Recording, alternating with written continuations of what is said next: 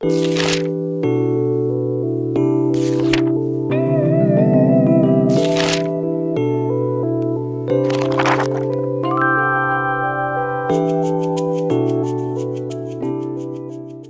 Parliament reporter series के लिए 150 शब्द प्रति मिनट की गति से डिक्टेशन होगी, जिसमें कुल 1500 शब्द हैं।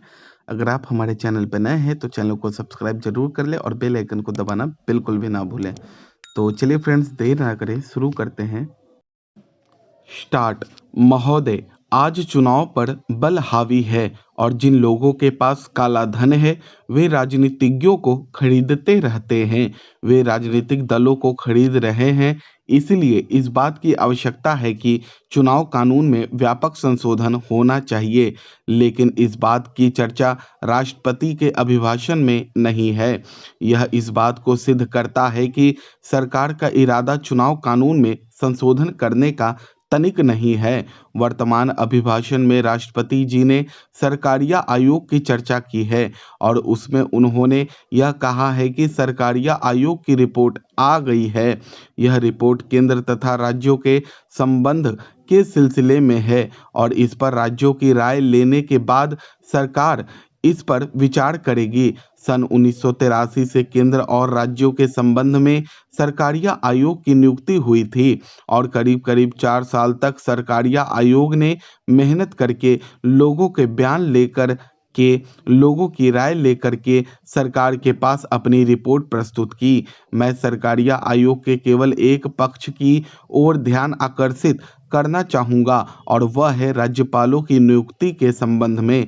रिपोर्ट सरकार के पास आ गई है और सरकार के पास विचाराधीन है।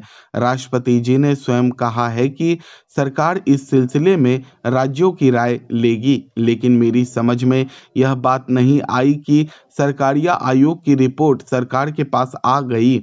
लाखों लाख रुपए इस पर खर्च हुए होंगे, लेकिन उसका उल्लंघन किया गया। उसको दरकिनार करके राज्यपालों की नियुक्ति की गई। राज्यपालों के पद वाद विवाद के बन चुके थे।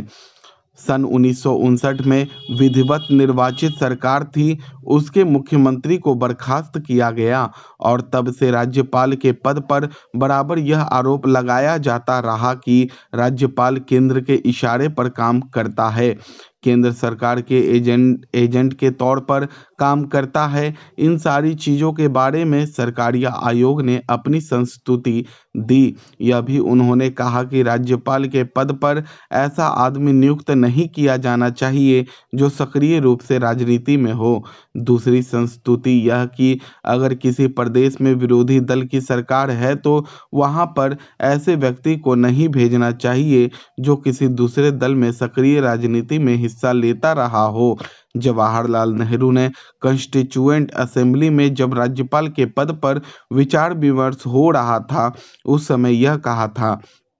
इसी तरह से जो कॉन्स्टिट्यूएंट रिफॉर्म्स कमेटी थी उसने इस सिलसिले में अपनी राय दी, लेकिन अभी हाल ही में 3 या 4 राज्यपालों की नियुक्ति की गई। एक राज्यपाल तो महिला है जो इसी केंद्रीय मंत्रिपरिषद की सदस्य थीं।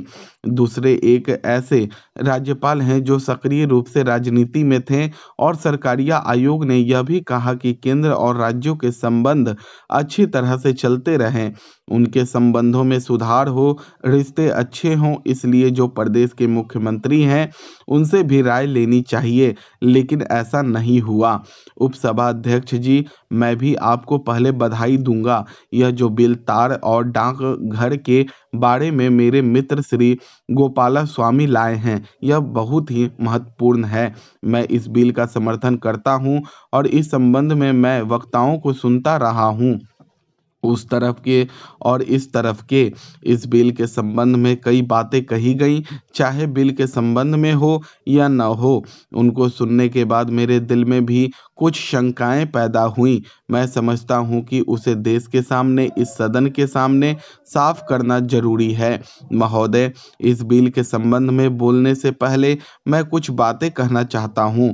इस देश के अंदर जो सभी दल हैं, सभी व्यक्ति हैं, वे कोई देशद्रोही नहीं हैं। हम सब देशभक्त ही हैं। हम सब सदस्य को जो इस सदन के अंदर हैं, यह सभी दल जिनको इस सदन के अंदर सदस्य चुनकर भेजा है, सभी दल और सभी नेता देशभक्त हैं, देशद्रोही नहीं हैं, गद्दार नहीं हैं। मैं इस चीज़ को साफ कर देना चाहता हूं कि किसी माननीय सदस्य का या किसी राजनीतिक दल ने जिस सदस्य को यहाँ भेजा है उसको गद्दार कहना या देशद्रोही कहना यह कोई अच्छी बात नहीं है, यह शोभा नहीं देता है। यह न सिर्फ इस सदन का अपमान है, सदन के सदस्यों का अपमान है, बल्कि पूरे देश की जनता का अपमान है। किसी सदस्य को देशद्रोही या गद्दार कहना मैं समझता हूँ ठीक नहीं है। दूसरी चीज़ यह है कि आज देश की जो परिस्थिति है वह हम सभी जानते हैं और सभी यह चाहते हैं कि देश के अंदर शांति बनी रहे, देश शक्तिशाली बने, ताकतवर बने। हम प्रजातंत्र में हैं, आप आज सत्ता में हैं, जनता ने आपको चुनकर भेजा है। हम जनता की बात की कद्र करते हैं।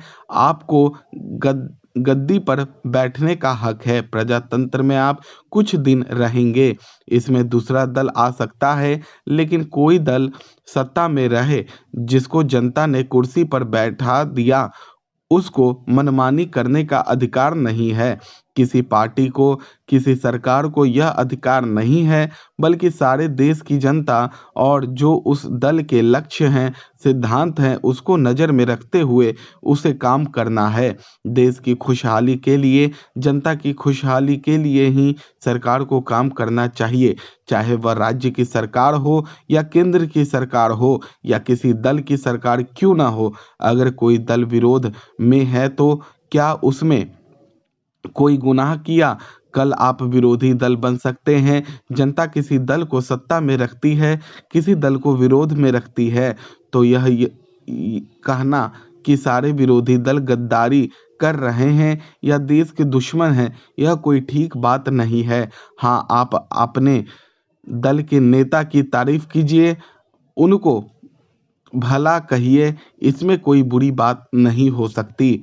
महोदय, मैं समझता हूँ कि ऐसी ताकतें इकट्ठी हो रही हैं जिनसे खबरदार रहने की ज़रूरत है। बाहर की ताकतें भी जोर लगा रही हैं। मैं सांप्रदायिकता के बारे में भी जिक्र करना चाहता हूँ। सांप्रदायिकता ऐसी बीमारी है जिसका इस्तेमाल लोग सियासी ताकत हासिल करने के लिए करते हैं। मैं पिछली दफ़ा कह चुका हूँ और वचनबद्ध हूँ इस बात के लिए कि राजनीति और धर्म को अलग अलग करने की ज़रूरत है। अगर यह नहीं होगा तो बहुत बड़ी समस्या होगी। हमारी एक और बड़ी समस्या यह है कि हम देखते हैं कि किसी न किसी गुरुद्वारे से, मंदिर से, मस्जिद से आवाज़ें उठती हैं कि हम सुरक्षा चाहते हैं, हमारे फिरके पर आक्रमण हो रहा है, हम एक अलहदा कौम है। 100 बातें कहते हैं। जो बातें कही जाती हैं उनका अर्थ यही है कि हिंदुस्तान को कैसे तोड़ा जा सकता है, हमारी कौम कैसे आगे बढ़ सकती है, कैसे दूसरे पर अधिकार कर सकती है और कैसे सियासी ताकत हासिल कर सकती है। राष्ट्रपति के अभिभाषण में पंजाब के बारे में जिक्र आया। मैं उस पर भी कहना चाहता हूँ कि यह आसान बात नहीं है। मुश्किल हालातों में हमारे प्रशासक उसकी पूरी तरह से देख रेख कर रहे हैं। यह ठीक है कि इसका सियासी मसला हल करने की ज़रूरत है, लेकिन वहाँ जो ताकत है, अकाली दल जो कहता है, वह मैं अर्ज करना चाहता हूँ। आपको बताऊँगा बाहर की दुनिया में अंतर्राष्ट्रीय तौर पर कि हमारे खिलाफ आतंकवाद के नाम पर क्या क्या हो रहा है। यह भी अलहदा बात है। मैं कहना चाहता हूँ कि जो ताकत अपने आप को दल कहती है, यह 2 हिस्सों में तकसीम है। वे कहते हैं हमको सरकार दो। अब सरकार किसको दें, यह खुद उनको पता नहीं लगता है। यह खुद उनको पता नहीं लगता कि सरकार किसने बनानी है, किसने नहीं बनानी है। वे यह कहते हैं कि जो सिख हरियाणा में रहने वाले हैं उनको चाहिए कि वे देवी लाल जी की मदद करें, किस बात के लिए बताएं तो सही, बातें तो खुद कहीं उन्होंने झगड़े डाले हुए हैं, वे हम पर थोपते हैं। लुधियाना में उन्होंने कांग्रेस सम्मेलन किया, उसमें आतंकवाद के खिलाफ एक बात नहीं उठाई, एक शब्द नहीं कहा कि आतंकवाद बुरा है।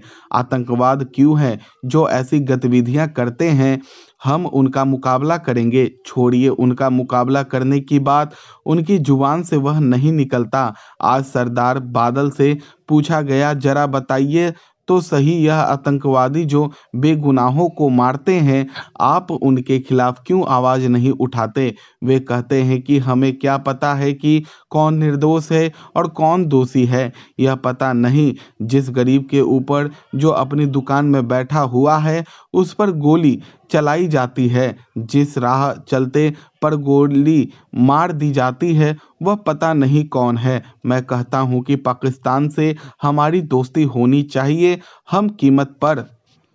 स्टॉप। दोस्तों, ये पार्लियामेंट रिपोर्टर सीरीज के लिए डिक्टेशन थी। अगर आपको ये वीडियो अच्छा लगे तो लाइक ज़रूर करें, कमेंट करना बिल्कुल भी ना भूलें। अगर आप हमारे चैनल पर नए हैं तो चैनल को सब्सक्राइब जरूर कर लें और बेल आइकन को दबाना बिल्कुल भी ना भूलें, ताकि हमारी आने वाली सारी लेटेस्ट वीडियो आप तक सबसे पहले पहुंच सके। तो चलिए फ्रेंड्स, मिलते हैं नेक्स्ट वीडियो में, तब तक के लिए बाय बाय।